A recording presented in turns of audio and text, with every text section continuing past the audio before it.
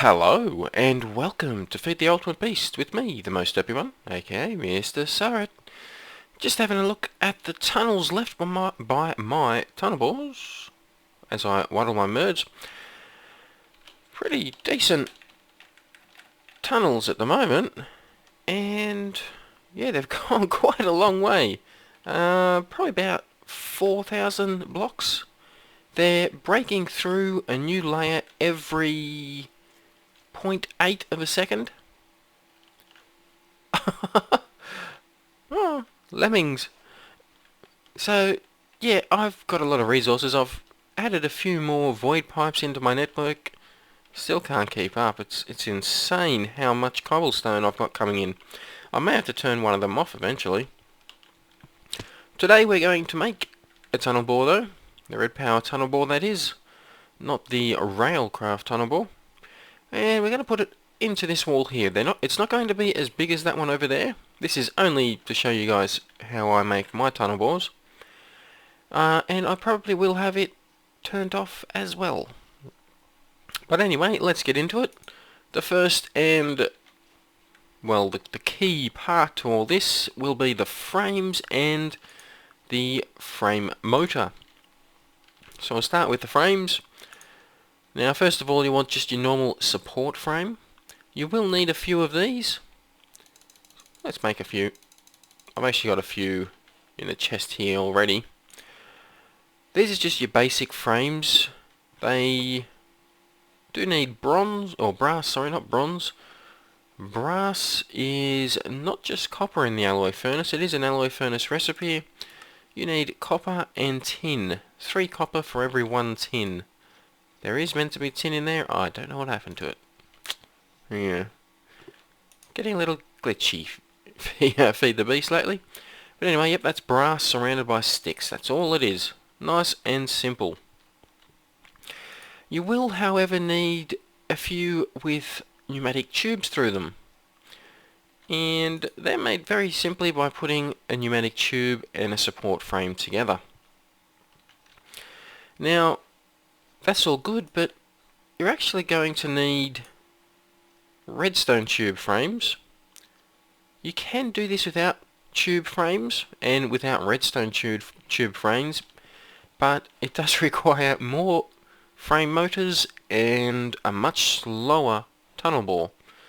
Now that these tube frames have been added, it makes these so much more compact and so much easier. So, forgot to show you the pneumatic tubes. That's just brass around glass for the tube frame. But the tube frames, you're most likely going to be upgrading those to redstone tube frames. That's just a bit of redstone. You get yourself redstone tube frame. You will need both redstone tube frames and support frames for the way I do this. You probably could get away with just the redstone tube frames, but I find it a little bit easier, more reliable this way. The next part you'll be needing is frame motors, and you'll be needing 2 of these for the inch worm drive.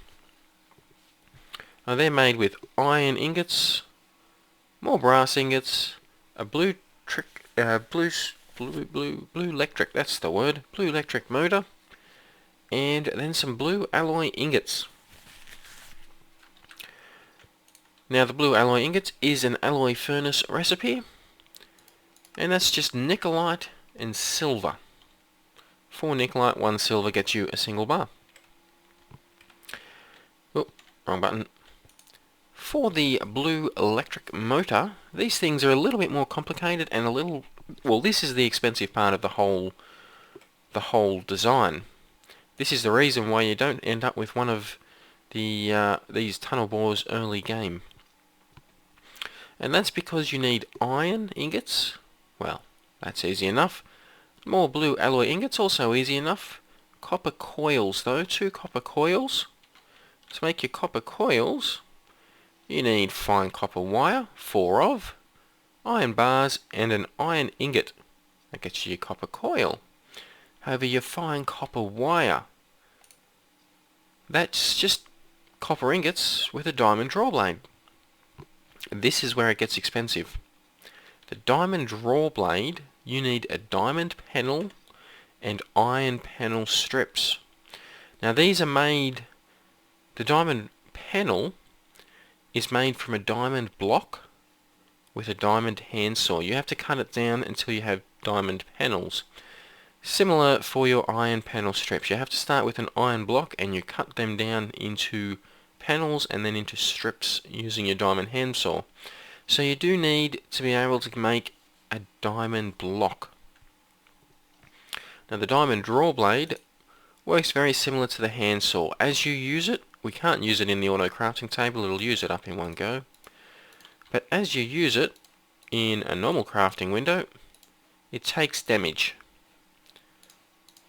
So you will eventually wear it out, but you'll get a lot of fine copper before it wears out. So yeah, you won't run out. That's not all we... Oh no, the portal's bugged out again.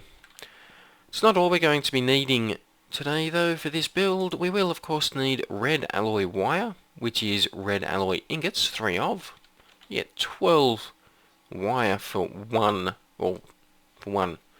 crafting recipe for 3 alloy ingots though. Alloy ingots are an alloy furnace recipe. You have 4 redstone and you can either put an iron ingot or a copper ingot. I use iron just because I have so much of it. A lot more than I do of copper. We're also going to make some jacketed wire. I had a bit of red wool lying around, so I made myself some red wool jacketed wire. But jacketed wire does come in pretty much anything that you can cut up with a diamond handsaw. Normally I just make cobblestone jacketed wire. And then you just put a red alloy ingot in the middle. That'll get you 4 jacketed wire. Another one we'll be needing is the blue alloy wire. And this is just wool, 6 of, with more of the blue alloy ingots through the middle. You get 12 for that. You won't need too many of these, of the blue alloy wire or of the alloy wire, red alloy wire. Probably just 12 of each. It's the minimum you can make. That's probably all you'll need. You'll also need timer. Another timer. They're stone wafers, stone wire, stone pointer, stone anode and stone cathode. Look a little bit tricky. They're not that difficult to make, just a little bit, well, fiddly really. To get your wafers, all you do is you get yourself a little bit of stone and you cook that up, smooth stone. Cook smooth stone up and you get wafers. These things here. And you get a few for your trouble as well.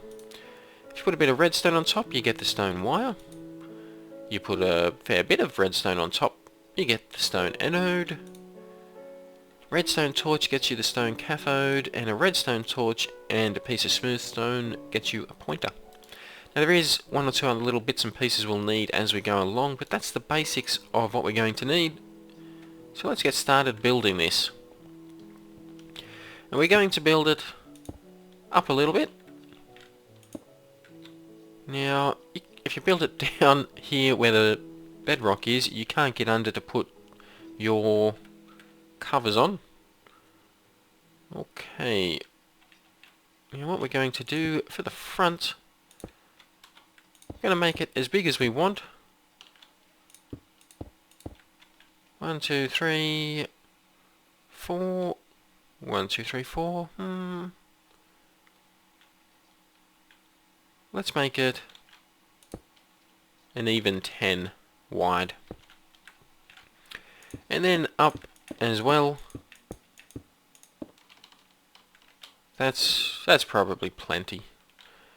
You can make these pretty much... Oh, hang on now. We don't want to use those ones. We want the red... Definitely want the red tube ones for this front part. The redstone tube frames. Because we will be needing a redstone signal going to these ones. Yeah, you can make these just about as large as you want. There is a limit to it, but yeah, the limit is obviously, well, I'm having trouble with too much coming in, so into my sorting room. So you're probably going to build it nowhere near the maximum. You definitely have to remember that you will need some kind of a sorting room large enough. Oh, I've run out again. Large enough for all the resources coming in. So if you can't... That's the wrong one. If you can't handle 64... Where are these? If you can't handle 64 stacks coming in per 8 second of resources, then obviously you can't make it this big, because I have used a full stack and then some in here, or on here. We don't want you there. Oh, that was a long drop. Get rid of this. Okay, that there is the front of it. That is the size that we're going for, which is quite a decent size. Now, the next item I have actually not crafted. No, I haven't. There you go. And it's also one of the more critical parts. Oh. That's the block breaker, which is a relatively simple recipe. Just cobblestone, piece of redstone, an iron pickaxe, and some pistons. And I've just remembered, pretty sure I have taught this to... Whoop. Oh. To my applied energistics room. Let's see. Wow, we've got 592 of them. Obviously I've misclicked. Let's take a couple of stacks of these. Not going to need this many, but may as well take them all. Let's head back through the portal. Oh! Now the block breakers, they do need a redstone signal in order to work, which is why we've used the redstone tube frames. Just go along and place them all down and have them facing towards the wall where you'll be breaking, of course. Now I'm going to place all these down, fill the whole thing up, and I'm going to do that off screen. So we'll be back once I've got all this put down. And we're back. I've counted up. We have exactly 100 blocks here. So 10 by 10. I unintentionally made it 10 by 10, but it's worked out well. So we are going to have 100 blocks broken and sent through to our system every 0.8 of a second. So it's a lot of resources coming through. Okay, the next part we're going to need more frames. This one, just the normal support frame. We will need more, well, maybe not tube frames, but we will need more redstone tube frames.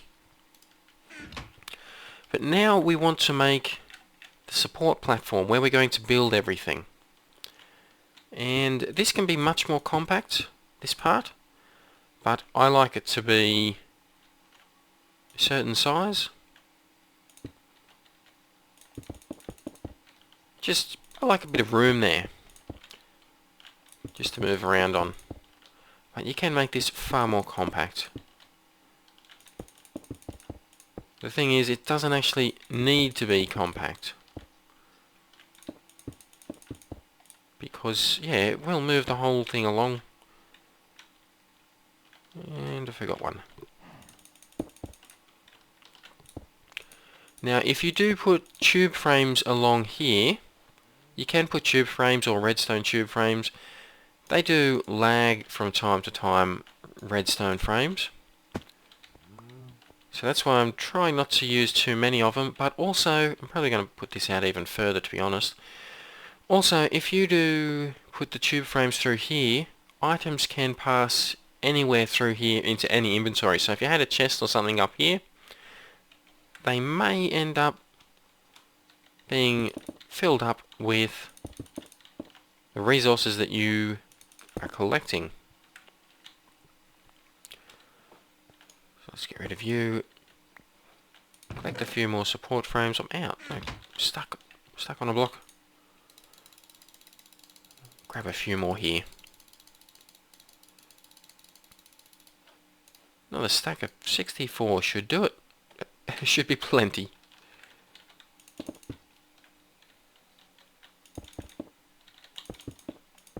And I have misclicked again. Not surprising. Alright. There we go. This here is going to be it. I'm probably going to trim it down a little bit more. Next item we're going to be needing frame motors. We'll need the screwdriver for this. It's an easy recipe to make, just a stick and a piece of iron. We're also going to be needing some covers and some panels. Very important, both of these, covers and panels. And these are very easy to make. All you do is you get your diamond handsaw, put a block in there, cut it down to a slab, cut it down again to a panel, and you can cut a panel down to a cover. And if you make too many, you can put them all back together. Alright, now the difference between the two. Panels. Put a panel down. Items on the panel, including wiring, will stay on the frame. It will move along with the frame. So you need to put these down in order to keep everything, all your machinery, all your wiring on the frame. So let's going to have to cover pretty much this entire area here with them. And this one right here is going to be a cover. Now covers, a little bit different. Covers you need to cover the outside of this with, because the cover, anything on the cover will not stick to the frame. It'll just keep moving, it'll slide off it. Well, it won't slide off it, but as the frame moves forward, it will stay behind. So you need these all around the outside so that the blocks are along the walls, along the edges as this goes through, do not stick to the frames. Any water that falls on it will not stick to it. Any cobblestone or sand that falls on it will not stick to it. So you'll need these covers all around the outside, basically, but panels along the inside. I'm probably only going to need this. Probably won't need that one there, but I'll probably only need this as wide as I've got it. So these outside frames I'll probably end up knocking off. So I'll whack down these. Again, it can be made far more compact than this. I just like it this size so that I've got a bit of room on top here to play around with. Leave it at that for the time being. Now, the motors, you need to place one down there and one down there. I'll get to why we've got a cover there instead of a panel, but you want this one here turned that way. You can see the arrow pointing forward. And this one here, shift click will change it. You want it to you want it to face, that's the word, forward. However, you want that arrow on the bottom, because the arrow is the side that these frame motors move things. So shift click it down. See how this here is the design, it's kind of got the half circle with a line there. You want that facing forward. If that's facing forward... no, actually, I think you want that facing backwards. If it's facing backwards, the arrow's facing forward. Yep, that's how you want it. Okay, so how these work, the frame motors, if you power them and you give them a redstone signal, they move whatever block is on this face here. So how this is going to work, when this one here gets a redstone signal and power, it'll move the face that is down on these panels. So the frame motor won't move, but this whole frame will get pushed forward one. When it gets pushed forward one, this won't move. This frame motor is attached to a panel, so it will move forward. All of this is going to move until this here, this cover, until this cover is the block that is underneath this one. Now remember, nothing moves when it is on a cover. So if this one here was to keep trying to move the frame forward, it can't move it forward whilst it's on a cover. However, this block here, this frame motor, will then be on this face here. It will be on this frame motor's moving face. So this frame motor will then be moved forward off this cover, back into this position. And basically they'll just keep moving backwards and forwards like this. Each time it's forward, it moves the whole frame forward. Each time it's back, this frame motor moves it back forward. And it just keeps inching forward. A little bit hard to explain, hard to understand just talking about it, but once we have it all together, you'll see this working. It'll be working perfectly fine. Okay, we're going to place down the wire to power it.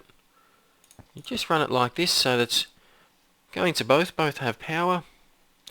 And then we just run this back. We're going to need...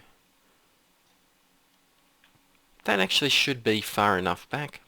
You can take it one further back, and I will take it one further back, again, just for room.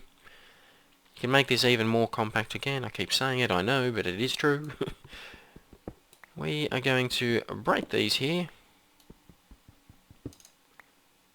And if you remember last episode, we made the battery charger and decharger. This is where we're going to need the decharger. So I always start with all the tubes, and then I knock them out where I need to put items. So yeah, we're going to make the decharger here. For that we need, if you remember, a filter. We're going to need a retriever. Obviously we need the tube frames.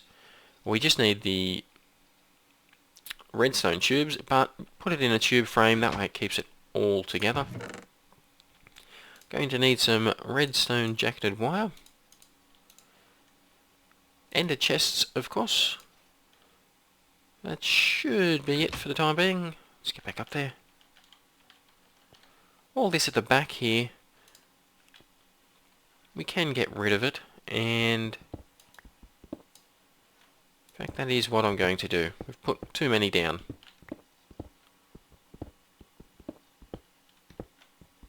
Get rid of this. It's probably going to be a long episode. It's always a long episode when I'm making one of these. Okay, we will put our ender chest here. Hopefully I've got some grey dye with me. I don't. Of course I don't. At the moment, this here is our quarry and our redstone tunnel bore. RedPower tunnel bore. So I'm going to have to colour this grey, which we will eventually do. This very middle one here, break that out. This one will be our bat box, which of course I haven't made. One sec whilst I go get that. Okay, we're back, and we have our battery box, which we're going to put right here. I also picked up some grey dye. So just dye it all grey. That's the colour I went for. You can go with whatever colour you want. There you go. We've got our ender chest full of batteries and charged batteries. Okay, so next, right here, we are going to want our filter. like so. And we want that one facing up. I think that's up. We want to tell it, pull out full batteries. And that'll go through the tubes underneath and into the bottom one here where the full battery will charge up this battery box. Right here we want our retriever, and we want it facing the opposite way to what I just put it. There we go. Facing out this way. And we want to tell that one to pull empty batteries. So once this here is being charged up, the battery will be empty, it will pull it out, put it back in the ender chest. Nice and simple. We're going to put panels here, and panel there, covers on the rest, on the back, and there. These ones here will be, well, this one here is going to be knocked out anyway, because there's one very, oh, as I fall down, one very important thing that people often forget, and that is this ender chest. Everything here needs to be touching a frame. Now these are touching frames, they're touching the frames down the bottom, and these ones on the side. This is touching a frame down the bottom, the ender chest is not. This whole setup can be done differently. You can do this sideways if you want, you can just lie it flat. You can do it however. But if you just put some frames like that, it's now touching frames. They should be fine just touching the frames, however if you really want, you can put a panel inside there. Like so. It's not actually necessary, so it's not wire or anything, but if you want to make it look a little bit different, a little bit nice. The rest, kind of cover it in covers so that nothing else sticks to it. Now you don't have to have this frame at the back here, you can have the frame coming off the side, you can have it however you want, you just need to make sure the ender chest is touching a frame. There we go. Oop, F. These ones here we're going to get rid of, we don't need these.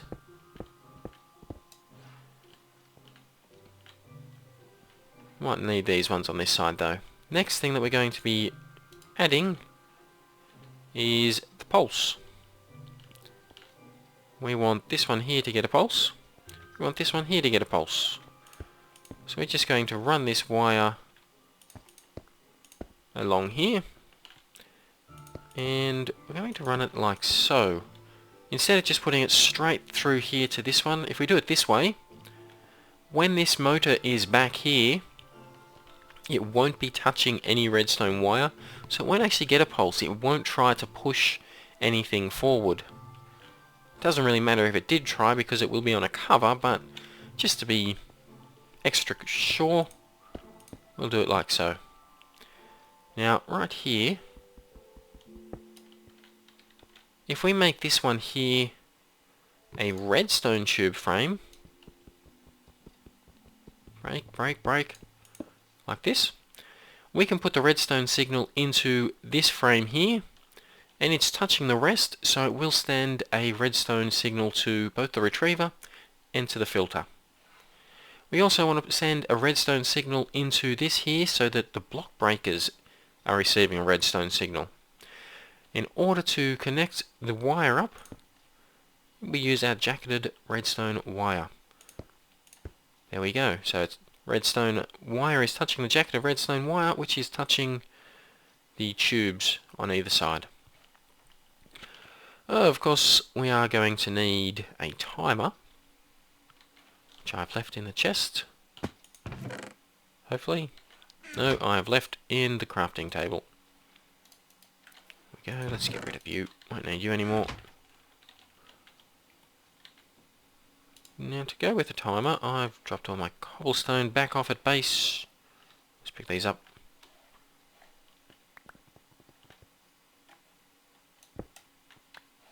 There we go. Lever. That's what we need. I need to run out of charge soon on this grab suit. Alright, so we need a timer here. However, we don't want it going straight away. So I'm going to break this like so. Put this down. Whack the lever down here. There we go, that'll turn it off. Now we can safely put this piece of wire back. Oh, got a signal. We move forward one. But the system worked fine, so you can see now it went back. This here didn't actually go back, the whole frame moved forward without this. It's now on the cover, so it can't move forward. It can't get a redstone signal. It is still getting power though. That's not a problem, of course. The next signal will send this one here. It'll make this one here push this here back forward into place. That's the basics of the system. This here will, as soon as I flick this switch, it will continue to push the whole frame network forward. We are going to do just a few little changes though. First thing we're going to do is, if we have any water or blocks like gravel or sand fall, and it lands on a part like the wiring or the motor here, it will stop the whole system from moving forward. So what we're going to do is we're going to encase this system in frames right the way across. Oh, running there. Right the way across here as well. Oops.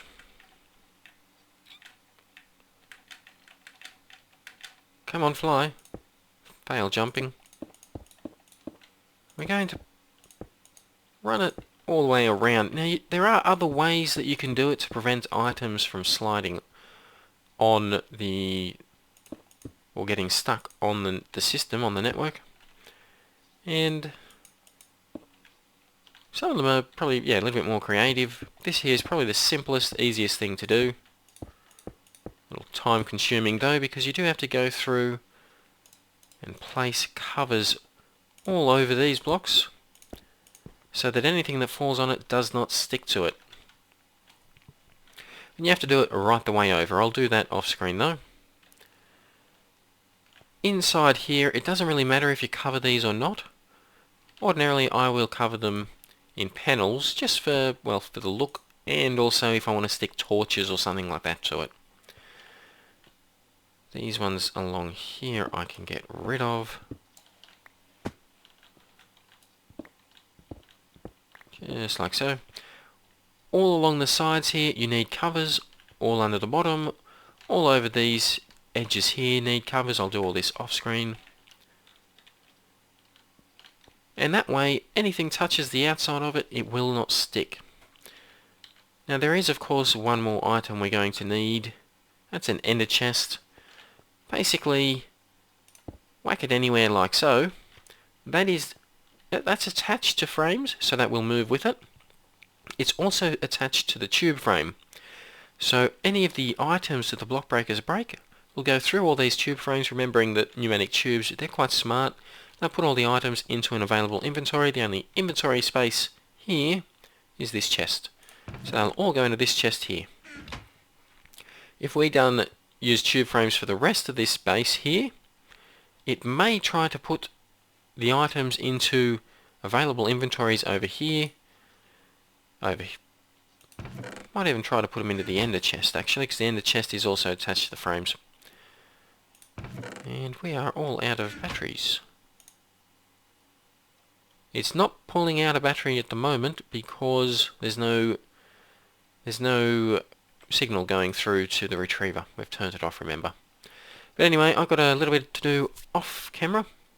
I'm going to finish this here and put all the covers on, and I'll be back once I've done that. One sec. Okay, we are back, and I think I've covered a lot. Looks to be... Yep, it's all covered in covers. Underneath, don't forget, And of course on top, I usually have it come back just a little bit past the platform that we're working on, just so that any water that might come down and try to flow in doesn't come onto here. Shouldn't actually knock all these items, all this wiring off, but what it may end up doing is sticking. We're going to also, because we put down panels here, means we can put down torches. We don't want mobs spawning inside here. That could be quite a problem. So just whack these around the place. I'll put that up there instead. Okay, that's nice. Let's turn it on. Now, we're not getting power. There we go. Once we got power going to it, with the batteries going through here, charging up this bat box. Yep. And we're moving forward. Now you can see here, this one here moves. You can see the graphic. That moved this one here forward. Whilst this was forward, you can see the graphic turning there, pushing the whole frame forward. If we come out here, you can see it slowly inching forward. The block breakers are each time getting redstone pulse, so they are trying to break a block as well. Once we get to the wall, it will actually break a block and we'll get our first little bit going through. Come on. One more. Alright, next block. There you go. You've seen the pulse and it broke a block. And into the wall it goes. All these covers mean that these frames won't stick to the walls. Now these covers and these frames, they are a little bit buggy at times. They do come off.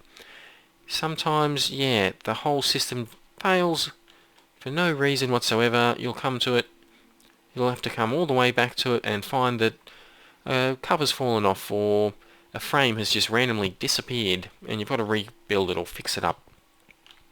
And that can be a bit annoying when this whole system is 10,000 blocks away from here.